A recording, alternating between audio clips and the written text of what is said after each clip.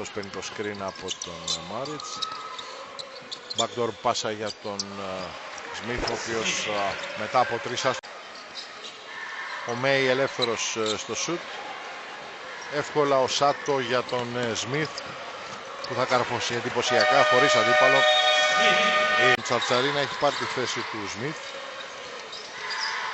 Σίμον κλείνεται εκεί από συνδυασμένη άμυνα. Μουλαομέροβιτς ελεύθερος, θα βρει τον τρόπο. Διαμαντίδης.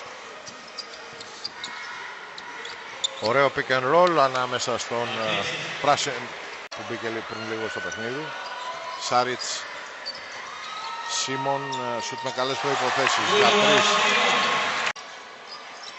Έκλεψε ο Καλάθης μετά την άσχημη πάσα του Αμερικανού και δεν έχει καμία δυσκολία να φτάσει στο layup. Νομίζω στο low post απέναντι στον Χέντβελτ.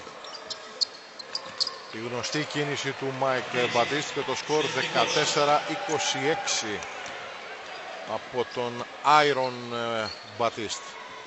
Τον Χέντβελτ επανέφερε τον Μέι και ο Γιασκεβίτσιος με αυτό μια καλή προσπάθεια. Έχει την ευκαιρία της ζωής του μπροστά του.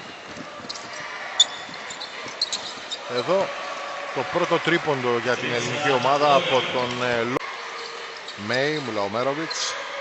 Δεν ξέρει τι να κάνει την μπάλα, τον δυσκολεύει πολύ η άμυνα του Παναθηναϊκού. Τελικά στέκεται, σουτάρει. 22-30. Αϊμακόβλου χαμηλά στον Μπατίστη. Έξω στον Σάτο, πατάει δυνατά ο Κεντροαφρικανός. Δεύτερο τρίποντο για τον Παναθηναϊκό. Διαμαντίδης, Τσαρτσαρής μόνος του. Η άμυνα της KK Ζάγκρεπ είχε ανέβει ψηλά. Δίστασε να στάρει τώρα ο μικρός. Προσπαθεί να παίξει τον Μάριτς στα πόδια. Θα κλέψει ο Διαμαντίδης. Νομίζω ότι αυτό δεν χάνεται από τον Λόγκαν, ο οποίος εκμεταλλεύτηκε τελά screen από τον Μάριτς. Ελεύθερος ο Σάρας για 3. Ακόσου. Rebound από τον Τζαρτσαρί. Νέα ευκαιρία για τον Σάρας. Παναθηναϊκός αφορά στους 30. Μουλαομέροβιτς για τον Κάσουν. Έκλεψε πάλι ο Παναθηναϊκός. Γιασκεβίτσιος από πολύ μακριά για 3-26. Ο Μέι θα κάνει το 3-9.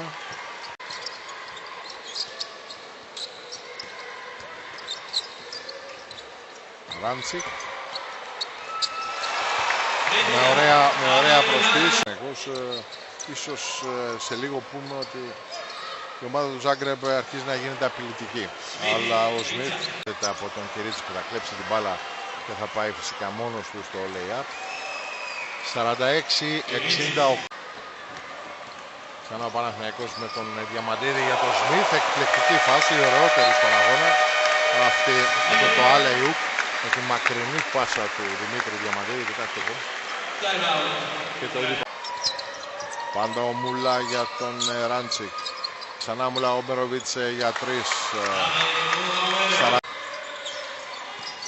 Μπατίστ. Εκεί δεν μπορεί να τον αντιμετωπίσει ο Χέντβελτ. Rebound από τον Μέι. Θα κλέψει όμως ο Λόγκαν μετά την χιλιαστική πάσα του για τον Λόγκαν. Πασάρι στον Βουγιούκα. Δυσκολεύεται. Προσποιήσεις. Θα τελειώσει όμως η φάση.